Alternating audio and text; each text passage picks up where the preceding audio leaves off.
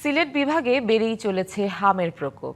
এ পর্যন্ত হাম ও উপসর্গ নিয়ে ২৮ শিশুর মৃত্যু হয়েছে। সংক্রামক রোগের চিকিৎসায় শহীদ শামসুদ্দিন আহমদ হাসপাতালে ১০০ শয্যার বিশেষায়িত ওয়ার্ড থাকলেও ভর্তি রোগীর সংখ্যা অনেক বেশি। রোগীর চাপ বাড়ায় ওসমানী মেডিকেল কলেজ হাসপাতালে যুক্ত হয়েছে ৩২ শয্যার একটি ওয়ার্ড। সিলেটের শহীদ শামসুদ্দিন আহমদ হাসপাতাল করোনাকালে কোভিড ডেডিকেটেড হাসপাতালটিতে এখন হাম আক্রান্ত রোগীর আনাগোনা।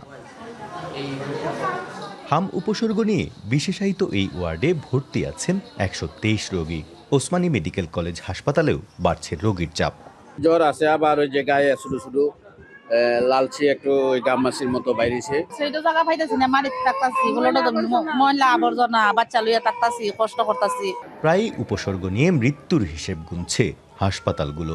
যে রোগীগুলো আসতেছে তাদের অবস্থা আসলে ব্রেস্ট ক্রিটিক্যাল, তাদের আসলে হার্ট ফেলিউর থাকে, অনেক সময় শকের পেশেন্ট আমরা পাচ্ছি। এজন্য আসলে চাহিদার পরিপ্রেক্ষিতে ওসমানী মেডিকেল কলেজ হাসপাতালে ১০ শয্যার পরেও আমাদের হাসপাতালেও ৫ শয্যা বিশিষ্ট পিআইসিইউ আমরা চালু করেছি। পরিসংখ্যান বলছে হবিগঞ্জে ২০২২ থেকে ২০২৫ সাল পর্যন্ত হাম আক্রান্ত রোগীর সংখ্যা ৫ হলেও এবছর রোগী শনাক্ত হয়েছে ৬ জন। হবিগঞ্জেও আসলে হামের একটি সংক্রমণ চলছে। আমরা এ পর্যন্ত ১৭২ জন হাম রোগীর স্যাম্পল ঢাকায় পাঠিয়েছি। এর মধ্যে ৮ জন পজিটিভ এসেছে। এর মধ্যে ৬ জন রোগী হচ্ছে হাম পজিটিভ আর ২ জন হচ্ছে রুবেলা পজিটিভ। প্রায় একই অবস্থা মৌলভীবাজার ও সুনামগঞ্জ জেলায়। স্বাস্থ্য অধিদপ্তরের তথ্য মতে হাম উপসর্গ নিয়ে সুনামগঞ্জের ১১ শিশুর মৃত্যু হয়েছে।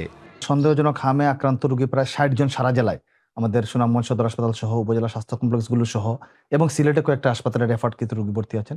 ঈদ আসবে, সাথে ক্যাশব্যাকও আসবে। নিজের বা প্রিয়জনের জন্য কেনাকাটায় এবারও নগদ পেমেন্টে পাচ্ছেন দারুণ ক্যাশব্যাক। তাই যাই কিনুন, পেমেন্ট করুন নগদে। ৬০ জন রোগী ভর্তি আছেন, কিন্তু ওনারা আলহামদুলিল্লাহ ওনারা ভালোর দিকে আছেন। আমরা বিশ্বাস করি যে এই প্রকোপটা আমরা খুব শীঘ্রই কমিয়ে নিয়ে আসতে পারবো। গেল ২ বছর স্বাস্থ্য খাতে অব্যবস্থাপনায় এই পরিস্থিতি। ১২ লাখ শিশুর টিকাদান কার্যক্রম প্রায় শেষ। এর ফলে হার্ড ইমিউনিটি আসবে, কমবে হামের প্রকোপ, বলছে স্বাস্থ্য অধিদপ্তর।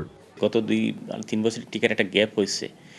টিকাটা কিছু ইন্টারাপ্টেড ছিল না, এটা আসলে আমরা কিছু দেখতে পাইছি। আর কিছু গ্যাপ হয়েছে, কিছু আমাদের কর্মীদের আন্দোলনও ছিল। ২০ তারিখ থেকে নিয়ে আমাদের যে টিকা কার্যক্রম চলছে, আমরা এ পর্যন্ত আমাদের প্রায় 85% কাভারেজ হয়ে গেছে। সরকারের সঠিক ব্যবস্থাপনায় পরিস্থিতি মোকাবেলায় স্বাস্থ্য বিভাগ সর্বোচ্চ চেষ্টা চালাচ্ছে, দাবি সংশ্লিষ্টদের। প্রত্যুষ তালুকদার, ডিবিসি নিউজ, সিলেট।